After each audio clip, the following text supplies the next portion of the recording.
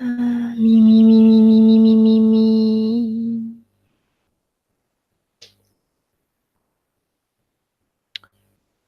Bien. Alors, qu'est-ce que je peux faire là-dessus? Ah oui, je peux pas le contrôler le son.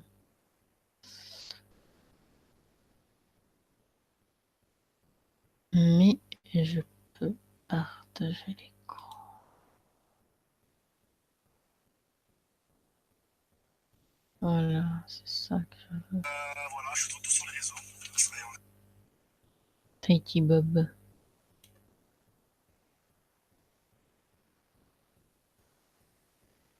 Ce truc-là, j'ai pas éteint.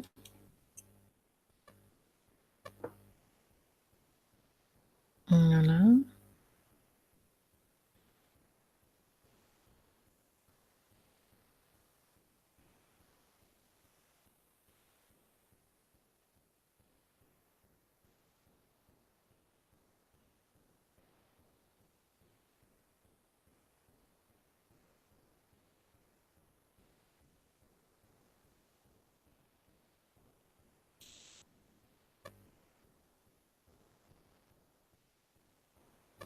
Alors, je sais même pas. Ça, c'est désactiver la caméra. Ça, c'est le micro est mis.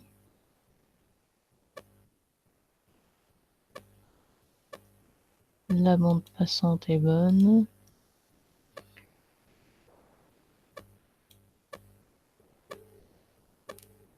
Ok. Le son est bon. Donc, normalement,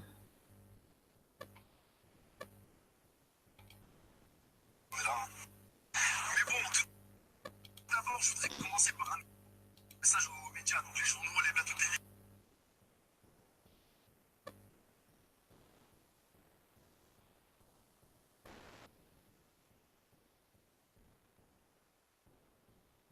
non, ça, c'est mon écran. Oh là là là là là là, je suis plus du tout habituée.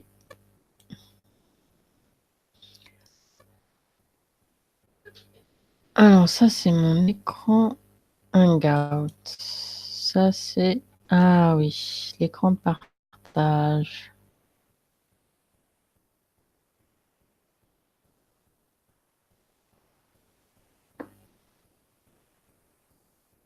Alors, pour l'instant, il n'y a qu'une personne. Mais bon, c'est pas grave.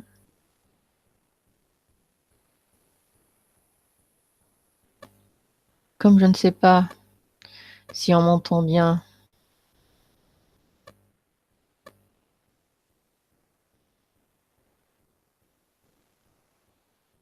alors je vais tester ça pour savoir si on m'entend. Si on m'entend. Ah ben, on doit m'entendre. Alors, normalement, ça devrait aller au niveau du son.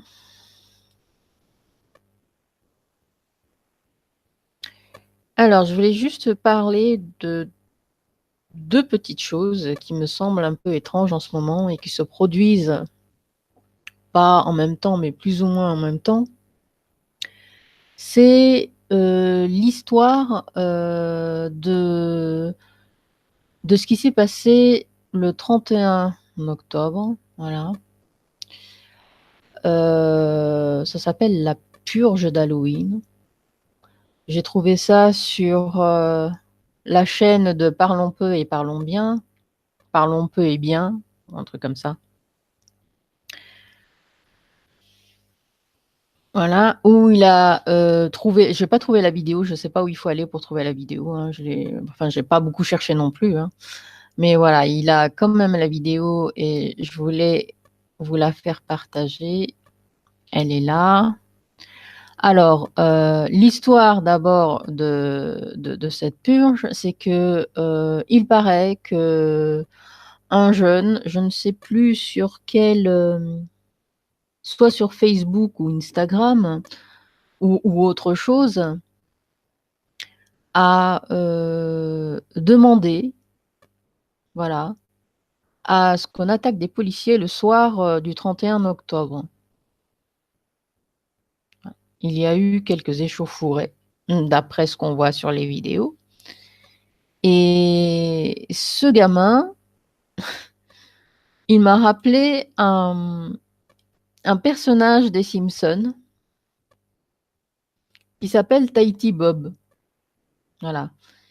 Et c'est un gars qui est méchant, hein, dans les Simpsons.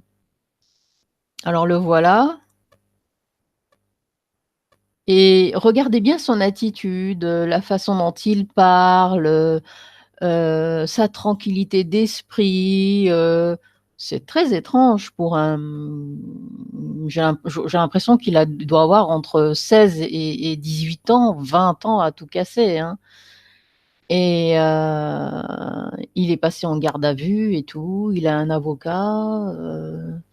Il y a eu des histoires dites à cause de ce qu'il a dit ou de ce qu'il a demandé à faire à d'autres gamins de son âge.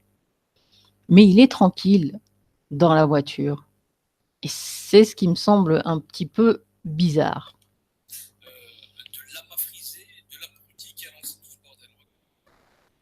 Ceux qui suivent depuis le début et qui cherchaient des nouvelles, j'ai pas pu faire de snap. Je pouvais pas, j'avais pas le droit d'aller sur mes réseaux. Pour vous savez déjà. Donc voilà, je suis de retour sur les réseaux. Et on est là.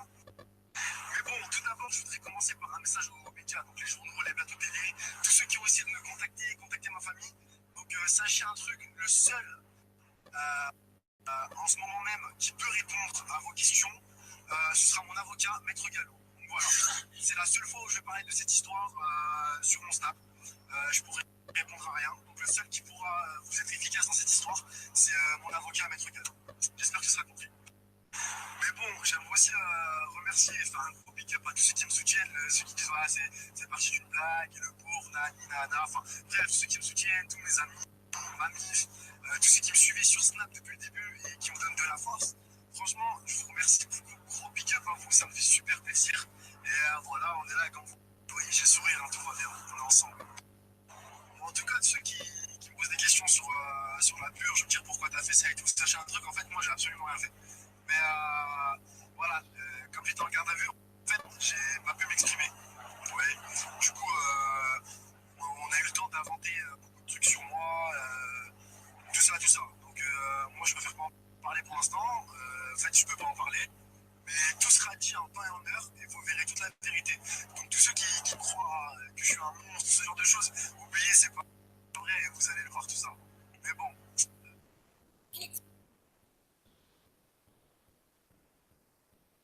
Voilà. Donc c'est quand même assez bizarre pour un gamin de cet âge. En fait, c'était sur Snapchat. Voilà. Moi, je suis pas là-dessus, hein, donc je sais pas comment ça fonctionne. Mais bon, j'en ai entendu parler, hein, entre tous les réseaux sociaux qui existent, hein. Et je trouve ça quand même un petit peu étrange que cette chose-là arrive en ce moment et que juste après, il y a aussi une annonce d'un type. Bon, je n'ai pas fait la recherche de ce type-là pour le 17 novembre. Voilà, le blocage des pompes à essence à cause de l'augmentation du prix de l'essence et du carburant en général. Et cette histoire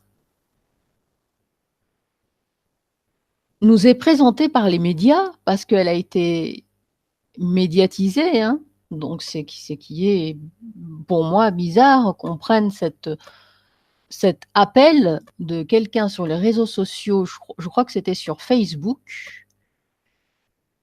Voilà, 17 novembre. Voilà, je tape 2018. Voilà, il y a eu un petit appel, je crois, sur une page Facebook d'un type qui s'appelle Arnaud ou Roger ou j'en sais rien. Je me souviens plus. Je sais que je l'ai lu. que je l'avais trouvé et que je m'étais dit, tiens, c'est bizarre, quoi, que les médias s'accaparent de ça et en fassent les premières news, les premières informations sur BFM et toutes les autres chaînes. Et que, alors attends, c'était sur YouTube, si je me rappelle bien. J'avais trouvé sur YouTube des dits youtubeurs plus ou moins dissidents, plus ou moins anti-système pour certains, comme ils le déclarent. Alors, YouTube. Comme je ne suis pas sur mon ordinateur, je dois passer par à chaque fois le même processus YouTube. Voilà. Alors, une petite parlons peu et parlons mieux, c'est pas lui. Alors, appel du 17 novembre. Voilà. J'ai trouvé une petite vidéo et c'est... Alors, on a un Bassem Braïki qui fait l'appel aussi. D'autres youtubeurs que je connais pas du tout. Et alors voilà, il s'appelle Éric Drouet. C'est même pas Roger, ni c'est pareil, c'est pareil. Éric Drouet, BFM TV, appelle à la manifestation du 17 novembre 2018. Voilà. Et dans le lot, on a Éric Pérou. Ah oui, le gars s'appelle La France en colère. Je crois que c'est lui, Éric Pérou, mais enfin, voilà. Le type qui s'appelle Ramous, qui a l'air d'un illuminé aussi, Simé, qu'on voit assez beaucoup sur YouTube, hein, qui est suivi. Des hurleurs ou des bonnes femmes qui ont l'air voilà, de femmes 60 retraitées, des bonnes mères, voilà, patriotes françaises ou pas, hein, mais un petit peu bourgeoises et qui font un appel au blocage du 17 novembre. Et en fait, ce blocage, il a été relayé par les médias. Mélenchon également, d'après ce que je vois, en parle et trouve que cet appel des blocages, voilà, des blocages sur les blocages du 17 novembre, que cette colère est juste et digne.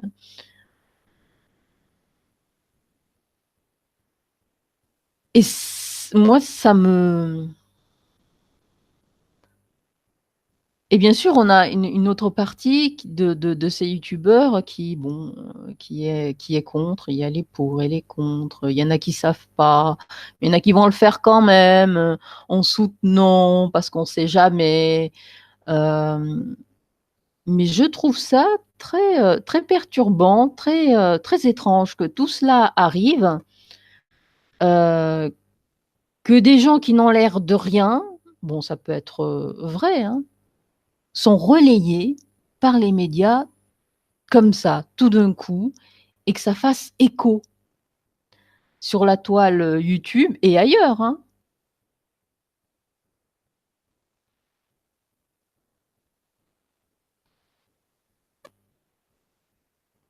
Voilà, voilà, voilà,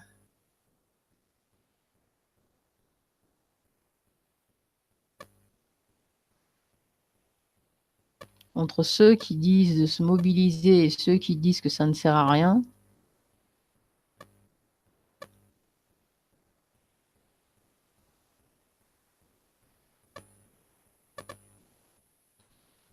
Ouais, le mouvement, ah oui.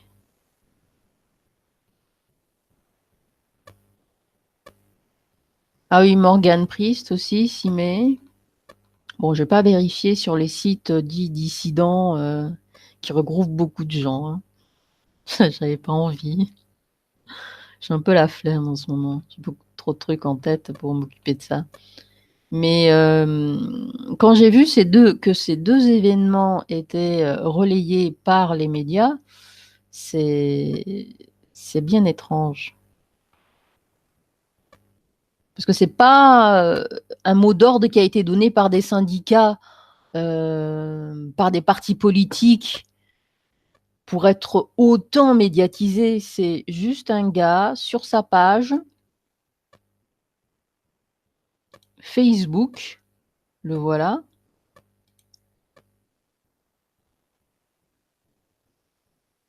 Alors, attendez.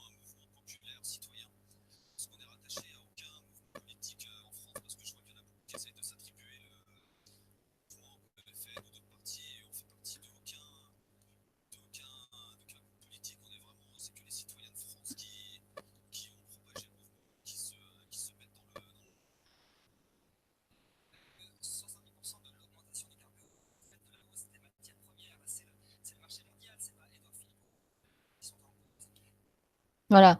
Et on a un journaliste qui est très très content de présenter ce routier. Il paraît que les routiers ont un pouvoir, hein. Je savais pas, mais c'est possible, hein. Sur les manifestations, évidemment, hein, quand les routiers se mettent en grève et que ils déclenchent ce qu'on appelle ça, ces manifestations escargots, là, pour ralentir le trafic, bloquer le trafic.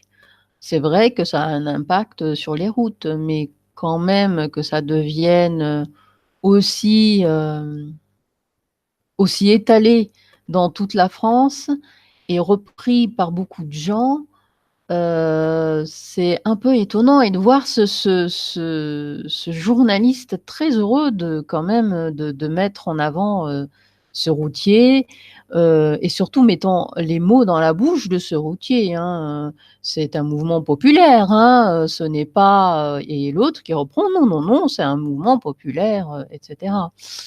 Heu, voilà, donc et ouais, et comme j'avais bien, bon, deviné que c'était pas les partis politiques qui avaient initié ça, ou comment on appelle ça? Les syndicats, ça vient bien d'un type, un routier qui s'appelle Éric Drouet, heu et qui fait appel à cette manifestation du 17 novembre, qui est reprise par tous ces youtubeurs qui ont envie aussi que cette manifestation ait du poids le 17 novembre. Mais voilà. que ce soit bon ou pas, que ça ait un impact ou pas, bon, je trouve que ces événements sont assez étranges.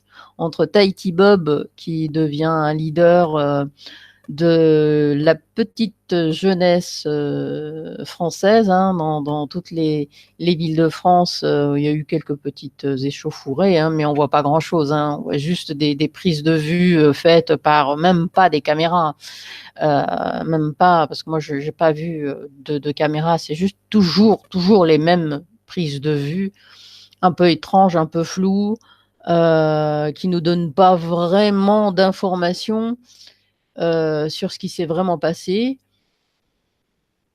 où on ne voit rien, où c'est mal filmé, dans un monde où on vit avec l'image, hein, on vit avec l'image, on se demande où étaient les caméras, pourquoi BFM interroge ce type, mais aucune caméra n'est présente, enfin moi j'en ai pas vu, hein. Quand je cherche, je trouve toujours les mêmes images filmées par des gens de leur balcon, hein, comme d'habitude, hein, très floues. Dans une société où l'image est importante, où tout le monde peut filmer, là, bizarre, bizarre. Surtout que cet appel de la purge a été fait il y a par ce Tahiti Bob, hein. C'est Tahiti Bob. Voilà. Et et que ça a été suivi et que là, bien sûr, il y avait des filles qui étaient là pour faire leur travail, mais qu'il n'y ait pas beaucoup de caméras sur place. C'est vraiment très spécial. C'est bon.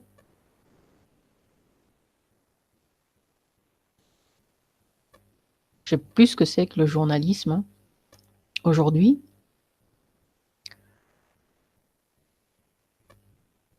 Voilà, voilà. Donc, moi, je voulais juste parler de ces petites choses que j'ai repérées dans les médias. Il y a d'autres choses qui n'ont peut-être pas un rapport avec ce qui se passe, mais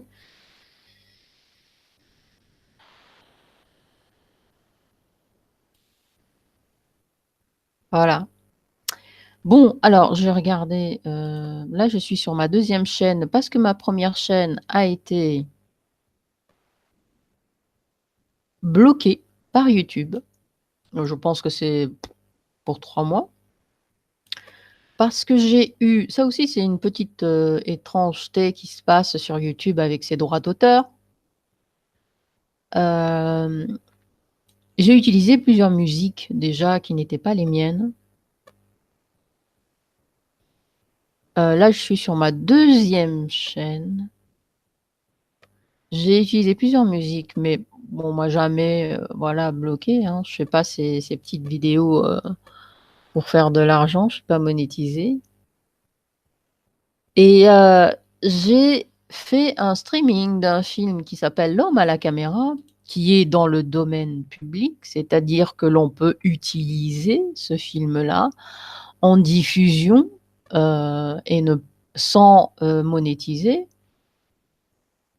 Mais il y a eu une réclamation de droit qui a été faite par une société qui se trouve en Espagne. Et là, mais pas que pour ça, hein, pour d'autres films qui étaient qui ne sont plus qui sont plutôt dans le domaine du public, c'est-à-dire que l'on peut utiliser dans des clubs privés ou autres, quoi, sans monétiser et sans exploiter financièrement ces films-là. Mais il y a plusieurs, soit c'est YouTube qui le fait, soit c'est aussi des petits malins qui se sont accaparés beaucoup de films et autres qui ne sont plus dans le répertorié en droit d'auteur et qui se sont amusés à les prendre et changer des petites choses, remasteriser des musiques ou autres et se les approprier. Ça fait que quand on les passe, on peut avoir des réclamations de droits d'auteur et même être bloqué. Voilà, donc ma première chaîne est bloquée. Et la deuxième, elle est bon, bah, elle est toujours là, hein, je l'utilise. Il y a, par exemple, aujourd'hui, un visionnage, hein, ça change pas grand-chose, mais c'est pas grave. Voilà, c'est qu'il y a beaucoup plus de monde sur l'autre chaîne et là, je me retrouve avec 18 personnes. C'est pas grave, elles sont bien. Ces 18 personnes, elles se sont inscrites pour suivre mes péripéties, si on peut appeler ça des péripéties. Mais le problème, c'est qu'on ne peut pas partager tout le temps. Et c'est voilà. Et si j'ai créé cette chaîne, c'est pour parler avec d'autres. Voilà, voilà. Donc, je pense que moi, j'en ai fini avec cette histoire. Peut-être que ça va continuer, hein. On va attendre et savoir ce qui va se passer voilà, autour du 17 novembre, parce que le 17 novembre, c'est la chose qui nous est donnée en pâture, en nourriture, mais il se passe aussi beaucoup d'autres choses avant le 17 novembre. Voilà. Donc, passez un bon samedi et un bon dimanche. Et n'oubliez pas, c'est pas à moi ça. Méfiez-vous des contrefaçons. Voilà. Donc, je vais éteindre ça.